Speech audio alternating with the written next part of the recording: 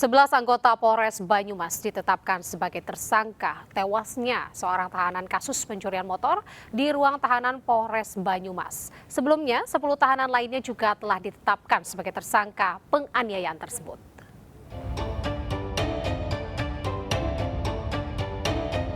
Polresta Banyumas, Jawa Tengah menggali kembali makam tahanan kasus curanmor Oki yang meninggal 19 Mei lalu di pemakaman umum Desa Purwasari, Kecamatan Baturaden. Penggalian makam tersebut dilakukan atas permintaan keluarga kepada polisi yang curiga terhadap penyebab kematian Oki karena mendapati luka-luka pada jenazah, sehingga keluarga meminta diadakan otopsi untuk mengetahui penyebab kematian korban. Sebelumnya, seorang pemuda bernama Oki ditangkap polisi atas dugaan terlibat pencurian kendaraan bermotor dan ditetapkan sebagai tersangka pada pertengahan Mei lalu. Namun tanggal 2 Juni, Oki yang menjadi tahanan diserahkan ke pihak keluarga dalam keadaan meninggal dunia. Pihak keluarga pun mendapati beberapa luka akibat penganiayaan di jenazah Oki. Kapolda Jawa Tengah yang memimpin jalannya penyelidikan mengakui adanya kesalahan yang dilakukan 11 anggotanya dalam pemeriksaan tahanan kasus pencurian kendaraan bermotor.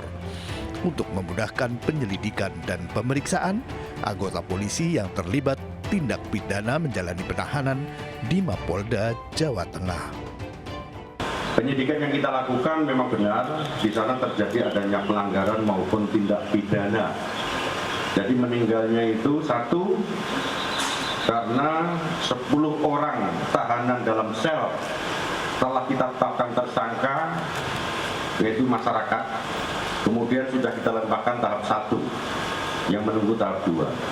Sedangkan kepada anggota, Kepolisian Resort Banyumas pun menetapkan 10 tahanan lain sebagai tersangka dalam kasus penganiayaan sesama tahanan. Sebulan lebih berlalu, Propam Polda Jawa Tengah juga membentuk tim penanganan kasus ini mendapati keterlibatan 11 polisi anggota Polresta Banyumas dalam penganiayaan terhadap tahanan kasus curanmor ini. Dari Semarang, Jawa Tengah, Saladin Ayubi Kristiadi, iNews melaporkan.